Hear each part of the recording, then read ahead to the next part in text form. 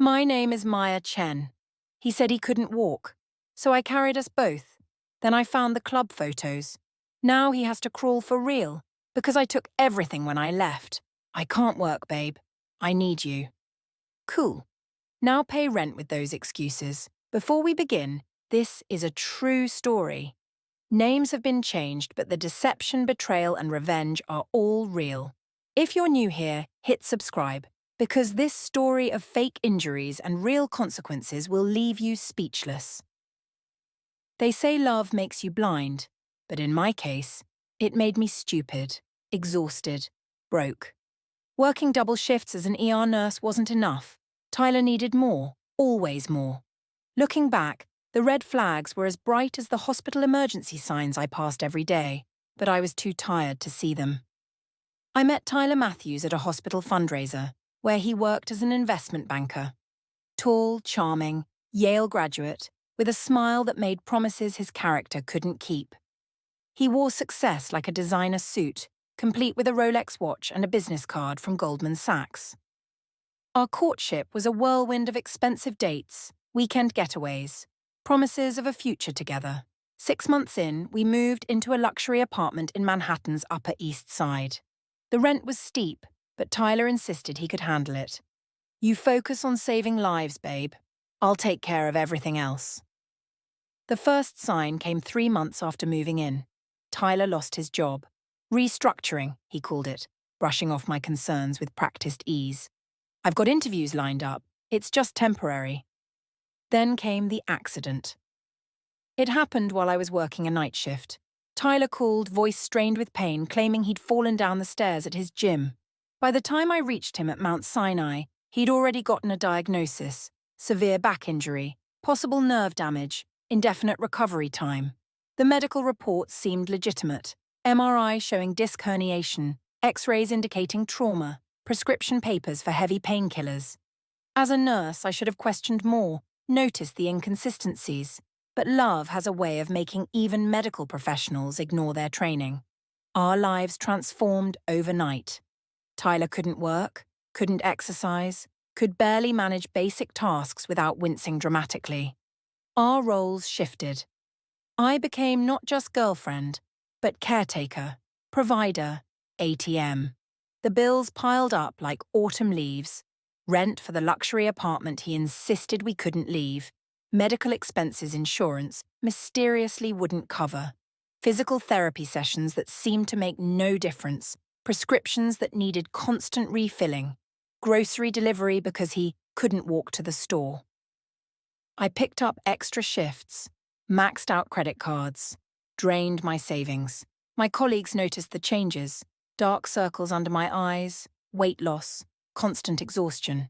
Maya, you're killing yourself, my friend Sarah warned. Something's not right. But Tyler had mastered the art of manipulation. Guilt trips wrapped in love bombs, complaints disguised as compliments, demands presented as needs. You're the only one who understands my pain, he'd say, eyes wide with practiced vulnerability. I don't know what I'd do without you. The red flags kept waving.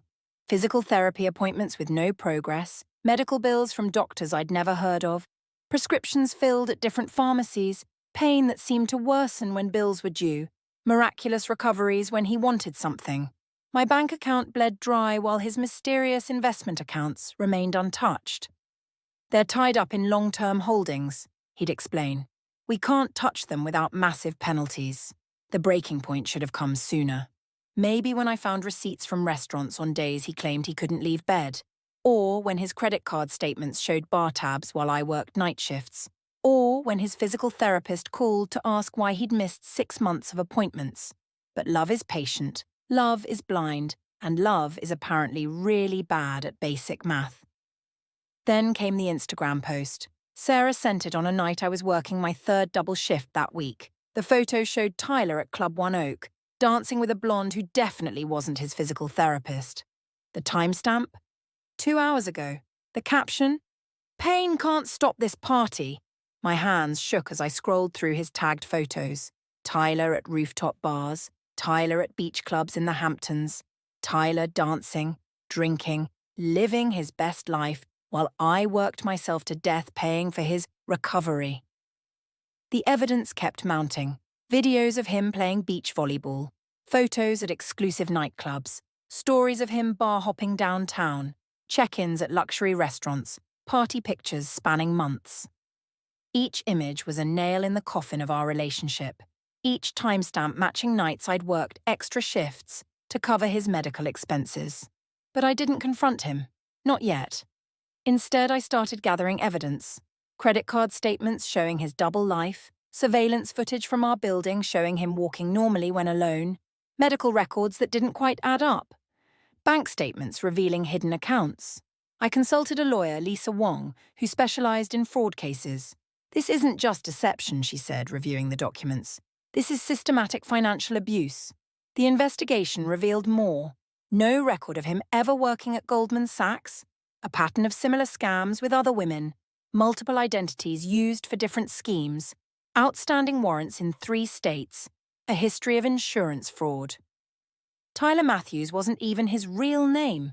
He was Thomas Morrison, professional con artist, with a trail of broken hearts and empty bank accounts across the East Coast. My nursing training finally kicked in as I documented everything: dates, times, inconsistencies in his medical claims, patterns in his behavior. Each piece of evidence carefully preserved, each lie meticulously catalogued. The final straw came when I checked our joint account. Empty. The savings I'd set aside for his emergency surgery had vanished, transferred to an offshore account I couldn't trace. $50,000, gone like morning mist. That night, watching him sleep peacefully after claiming he was in unbearable pain, I made my decision. The revenge wouldn't be loud or dramatic. It would be calculated, precise, like the medications I dispensed at work. I started planning. 1. Documenting every fraudulent medical claim. 2. Photographing him when he thought I wasn't watching. 3. Recording conversations about his condition. 4. Tracking his nighttime activities. 5. Building a case that would destroy him. My colleagues at Mount Sinai helped without knowing it. Dr. Rodriguez, reviewing Tyler's MRI. These images, they're doctored. Pharmacist Jim, checking prescription records. These aren't real doctor signatures. Sarah in billing. Insurance claims from doctors who don't exist. The fake injury had cost me everything. My savings, my credit score, my self-respect. But Tyler had forgotten something crucial. ER nurses know everyone. We see everything. And we're really, really good at keeping records. I worked one last double shift, watching the security cameras as Tyler dragged himself to our door, playing invalid. The same man who'd been dancing at Once Oak hours earlier now moved like each step was agony. "Babe," he called out weakly as I entered. "Did you pick up my prescriptions?" I smiled, exhaustion masking my knowledge. Of course, I took care of everything. And I had, just not in the way he expected. Revenge, like medicine, requires precise dosing, careful timing, and absolute attention to detail. As an ER nurse, I'd learnt to handle emergencies with calm efficiency. Now I was about to create one. My plan had 3 phases, like the medications I administered daily: induction, maintenance, withdrawal. Each stage carefully calculated to give Tyler exactly what he deserved. Phase 1 began with documentation. 1. Security footage from our building showing him walking normally. 2. Credit card statements from clubs and restaurants. 3. Photos from social media spanning 6 months. 4. Bank records showing suspicious transfers. 5. Medical records proving fraudulent claims. I enlisted help strategically. Sarah, from billing tracking insurance fraud. Dr. Rodriguez documenting falsified medical records. Pharmacist Jim compiling prescription irregularities. Lisa Wong building legal proceedings. Detective Martinez from the NYPD's fraud division connecting previous cases. The evidence painted a damning picture. 3 years of similar scams across the East Coast, 5 other women financially drained, multiple identities used in different states, hundreds of thousands in stolen funds, a pattern of medical fraud spanning decades. Tyler's real identity emerged like a disease diagnosis. Thomas Morrison, born in Connecticut, expelled from community college, never worked at Goldman Sachs, wanted in 3 states for fraud. His entire life was a carefully constructed lie. I watched him maintain his performance, limping when I was home, clutching his back in practiced agony, popping sugar pills he thought were painkillers. Each act now seemed obvious, like a bad soap opera I couldn't believe I'd fallen for. The apartment became my observation ward, cameras hidden in medical equipment, voice recorders disguised as pain management devices, movement sensors tracking his activity, GPS trackers in his medical supplies, financial monitoring on all accounts. During the day, he played the perfect patient, calling me at work with urgent needs, sending photos of himself looking pained, demanding emergency prescription refills. At night, while I supposedly worked doubles, I watched him transform. The surveillance footage told the truth. Dancing at exclusive clubs, meeting with other potential victims, working out at underground gyms, conducting business meetings, planning his next scam. But the real shock came when I discovered his laptop, forgotten one night in his rush to make a club appearance. Inside, I found folders labeled with women's names, his previous victims, his current marks, his future targets. My folder was labeled Nurse Goldmine, notes on my work schedule, calculations of my earning potential, plans for accessing my retirement accounts, strategies for maximizing my credit, timeline for complete financial drain. The other folders showed his methodology. Lawyer Lisa, drained of $200,000, Dr. Sarah, lost her practice, CFO Jennifer, bankrupted, Professor Amy, remortgaged her home, Chef Maria, lost her restaurant. Each woman targeted for her income, her trust, her vulnerability. Each one left broken while Tyler moved on to his next performance. But I had something these women didn't: access to medical records, hospital resources, and a network of professionals who could expose his fraud. I built my case methodically: proof of identity fraud, documentation of financial abuse, evidence of medical deception, records of previous scams, witness statements from victims. Detective Martinez was particularly interested in the pattern. This connects to cases in Boston, Philadelphia, Miami. He's been doing this for years. Lisa Wong reviewed the evidence with growing excitement. This isn't just a civil case anymore. We're looking at federal charges. The pieces were falling into place, but timing was crucial. One wrong move and Tyler would disappear, taking what was left of my money with him. I needed him comfortable, confident, unsuspecting, so I played my part, working extra shifts, bringing home prescriptions, acting concerned about his never-improving condition. Meanwhile, I prepared for impact, moving money to secure accounts, documenting every fraudulent claim, gathering statements from previous victims, building a legal fortress, setting my trap. The final piece came from an unexpected source. Tyler's phone, left unlocked while he showered, revealed text messages to his next target.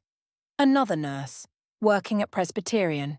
He was already laying groundwork, setting up his next performance while bleeding me dry. That's when I knew. It wasn't enough to just leave. I needed to stop him permanently. I scheduled one last double shift, but instead met with Detective Martinez to file criminal charges, Lisa Wong to initiate legal proceedings, bank investigators to trace stolen funds, insurance fraud investigators, previous victims willing to testify. The plan crystallized into 3 stages. Stage 1, the setup. I would announce a promotion at work, suggesting higher income and more access to prescription medications. Tyler's eyes lit up at the news, already calculating potential gains. "We should celebrate," he said, wincing as he reached for his back. "After my next treatment, of course." Stage 2, the evidence. While Tyler planned to exploit my promotion, every movement, every call, every transaction was being monitored. His nightclub adventures were photographed, his meetings with other potential victims recorded, his fraudulent medical claims documented. Stage 3, the takedown. Everything would culminate at the hospital fundraiser, where we first met. Tyler insisted on attending, claiming he needed to support my career despite his condition. In reality, he planned to scout new victims among the wealthy donors. He didn't know that every person at that fundraiser would be part of his downfall. Hospital administrators with evidence of his fraud, police officers posing as donors, previous victims ready to identify him, financial crimes investigators watching every move, medical professionals prepared to expose his lies. The night before the fundraiser, I watched Tyler practice his limp in the bathroom mirror, adjusting his performance like an actor before a show. He had no idea he was rehearsing for his final act. "Tomorrow's going to change everything," he said, kissing me goodnight. For once, we agreed on something. A hospital fundraiser is like theatre. Everyone plays their part, follows their cues, maintains their masks. Tonight's performance at Mount Sinai's annual gala would be one for the records, but not for the reasons Tyler expected. The ballroom sparkled with calculated precision, crystal chandeliers illuminating every corner, security cameras disguised as decorative fixtures, microphones hidden in flower arrangements, undercover officers mingling with guests, evidence teams positioned strategically.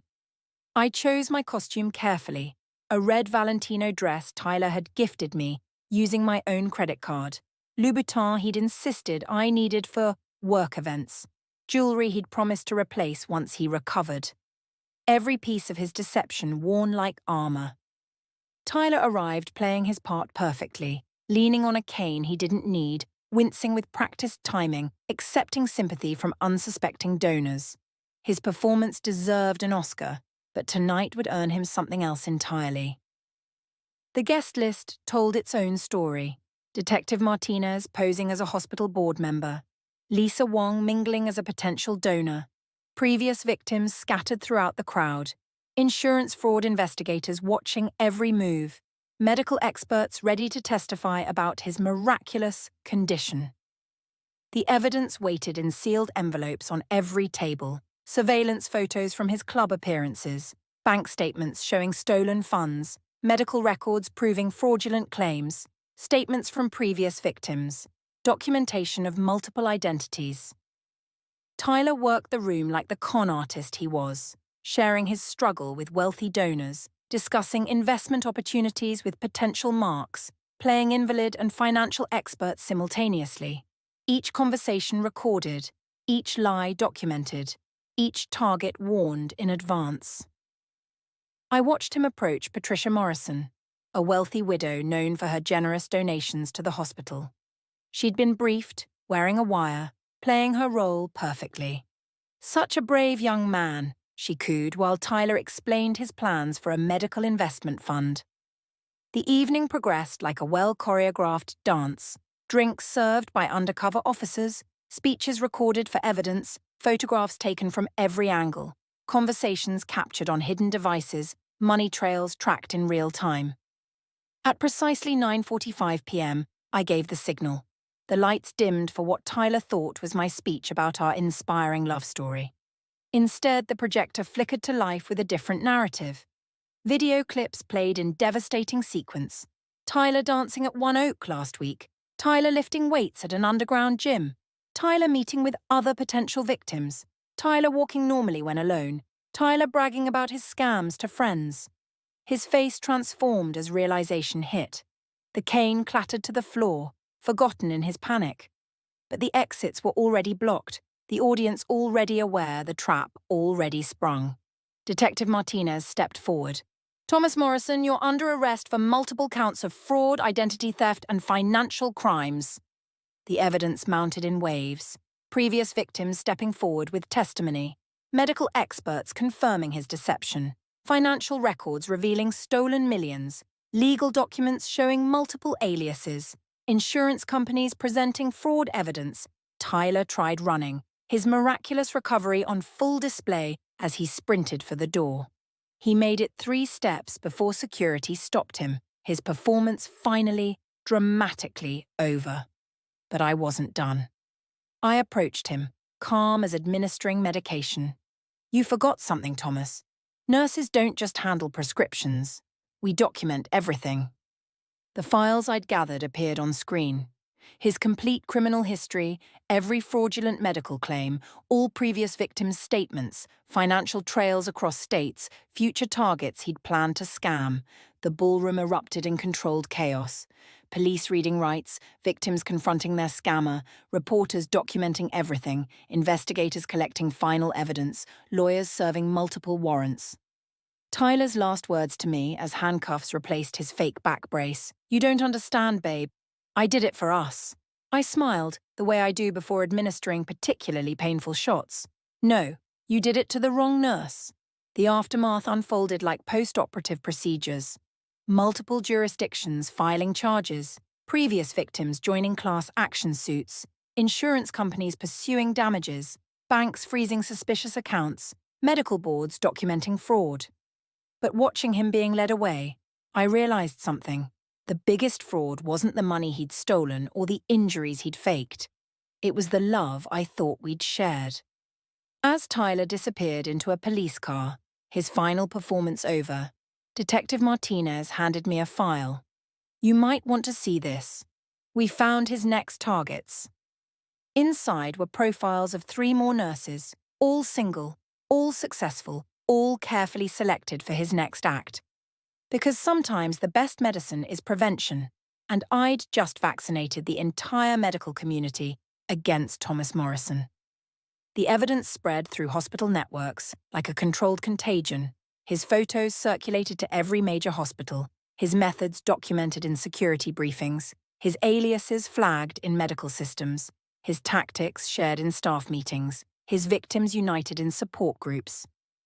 The financial aftermath revealed the full scope of his operations: 7 states, 12 hospitals, over 30 medical professionals targeted, millions in stolen funds, countless forged prescriptions, dozens of fraudulent insurance claims. His network crumbled like a house of cards. Fake doctors exposed, forged prescription rings broken, insurance fraud schemes uncovered, identity theft operations dismantled, money laundering channels frozen.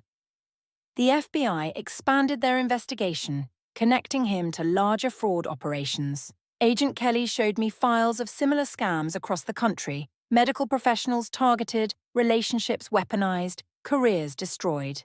But my story became a warning, a case study in fighting back. Hospital administrators nationwide implemented new protocols, background checks for patient claims, verification systems for prescriptions, monitoring of insurance patterns, support networks for potential victims, training programs for identifying scams. Tyler's preliminary hearing revealed even more victims, each story echoing mine. Love bombed, financially drained, professionally compromised. But this time, they weren't testifying alone. We formed an unlikely support group. The lawyer who lost her practice, the doctor who remortgaged her hospital, the pharmacist who bankrupted her business, the surgeon who drained her retirement, the nurse who nearly lost everything, each woman sharing her story, each testimony strengthening the case, each piece of evidence ensuring Tyler would never scam another medical professional again. As I left the courthouse that day, Dr. Rodriguez caught up with me. "You didn't just stop a scammer, Maya. You created a blueprint for fighting back." She was right. Sometimes the best treatment isn't just curing the disease, it's preventing its spread. They say healing takes time, but revenge? Revenge takes precision, patience, and paperwork. Lots of paperwork. 1 year after Tyler's arrest, I sat in the federal courthouse watching justice unfold like a carefully monitored treatment plan. The charges stacked up like medical charts: fraud across 7 states, identity theft affecting dozens of victims, insurance scams totaling millions, prescription fraud endangering lives, financial crimes destroying careers. The prosecution presented evidence in devastating doses: surveillance footage showing his fake injuries, bank records revealing stolen funds, medical documents exposing fraudulent claims, victim testimony detailing systematic abuse, expert witnesses confirming elaborate deceptions. Tyler, now properly identified as Thomas Morrison, sat in Prison Orange, his performance finally stripped away. No more designer suits, no more practiced limps, no more sympathetic smiles. Just a con man facing the consequences of targeting the wrong nurse. The victims filled the courtroom like a silent army. Doctors still paying off remortgaged practices, nurses rebuilding drained retirement accounts, pharmacists recovering from bankruptcy, surgeons reconstructing stolen lives, each one carrying paperwork, each one demanding justice. The sentence came down like a final diagnosis. 25 years federal time, restitution to all victims, permanent ban from medical facilities, frozen assets seized, future earnings garnished. The judge's words echoed through the courtroom. You didn't just steal money, you stole trust from those who heal others. Recovery happened in stages, like rehabilitation after trauma. Stage 1. Financial healing. Recovered assets distributed to victims. Insurance companies reversing fraudulent claims. Credit scores gradually restored. Investment accounts slowly rebuilt. Legal fees covered by seized assets. Stage 2. Professional protection. New security protocols in hospitals. Background check systems implemented. Fraud detection training for medical staff. Support networks established. Warning systems created. Stage 3. Personal restoration. Therapy for emotional trauma. Support groups for victims. Career rebuilding assistance. Security measures installed. Trust carefully reconstructed. The medical community responded with systemic changes. Verification requirements for patient claims. Monitoring systems for prescription patterns. Alert networks for potential scams. Support services for targeted professionals. Protection protocols for vulnerable staff. My story became a case study in medical fraud prevention, taught in hospitals across the country. The warning signs we'd missed became red flags others could recognize. Too perfect patients, inconsistent symptoms, financial manipulation, isolation tactics, identity inconsistencies. The support group grew beyond victims, becoming an advocacy network. Medical professionals sharing experiences, legal experts offering guidance, security specialists providing protection, financial advisors helping recovery, counselors healing trauma. Tyler's network collapsed completely, exposing similar operations nationwide. The FBI's investigation revealed a criminal enterprise targeting medical professionals, con artists sharing techniques, scammers exchanging targets, fraudsters trading identities. My apartment, once a stage for his performance, transformed into my sanctuary. New security systems installed, cameras monitoring entrances, alerts for unauthorized access, panic buttons connected to police, safe rooms established. Last week, I received a letter from prison. Tyler's handwriting was shaky, his words desperate. I really did love you, Maya. In my own way. I donated the letter to the hospital's new fraud prevention program, another piece of evidence showing how manipulators operate. They say nurses heal others, but sometimes we have to heal ourselves first. My healing came not just from stopping Tyler, but from protecting others from becoming victims. Today, I still work ER shifts, but I also teach fraud prevention to medical staff. Every presentation ends with the same message: trust your training. Document everything. And remember, sometimes the most dangerous patients are the ones pretending not to be patients at all. My name is Maya Chen. I turned a con man's performance into a prevention protocol. Because sometimes the best medicine isn't treatment, it's protection.